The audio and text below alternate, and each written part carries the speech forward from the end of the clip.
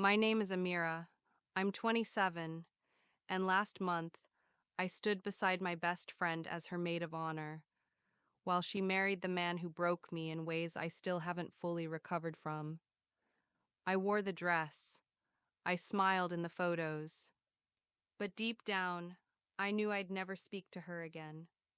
Because no matter how much she tried to justify it, she was marrying the man who once made me feel like I was hard to love. Emily and I met when we were 14. We weren't just best friends. We were chosen family. Sleepovers, late night crying sessions, double dates, all of it.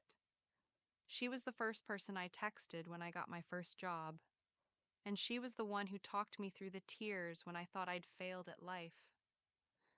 So when I met Daniel at 24, it felt natural to bring him into our world. Daniel was intense, not in the charming way, in the you never know which version of him is walking through the door kind of way. One day he'd surprise me with flowers. The next he'd go 3 days without replying to a single message. And when I finally asked why, he'd say I was too clingy. But Emily knew all of this. She was there for the phone calls, the panic attacks, the nights I slept at her place because Daniel left me crying in my car. She told me he wasn't right for me. She said I deserved more. She even helped me draft the breakup text when I finally got the courage to leave him. So imagine my shock when I found out she was dating him a few months later. At first, she didn't say who it was. She kept referring to him as someone new, but I knew something was off. She was defensive any time I asked questions. She stopped inviting me out, stopped sharing, and when she finally told me, over coffee like it was nothing, I sat there blinking, hoping she was joking, waiting for her to laugh and say, "Got you?" She never did. She just said, "I didn't mean for it to happen. It just did." I walked out of the cafe that day and didn't speak to her for weeks. Then came the envelope, white, glossy, with gold trim. "You are invited to the wedding of Emily Parker and Daniel Reese."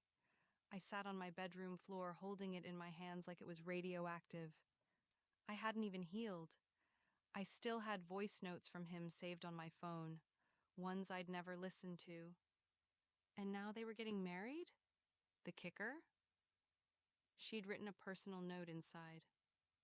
"I know how this must feel, but I couldn't imagine this day without you by my side. I still love you. Please say yes." I said yes, not because I forgave her, but because I wanted to look her in the eyes one last time and see if she really believed what she did was okay. The wedding was small, elegant, white roses, champagne flutes, laughter echoing off the walls. I wore blush pink. She wore white. He wore arrogance like a fitted tux. When they stood together at the altar, I studied him. The same man who once told me I was too emotional, who said, "I don't believe in marriage," who asked me once, "What have you really done with your life?" And now here he was, playing husband, smiling for cameras like he hadn't left me in tears 100 times.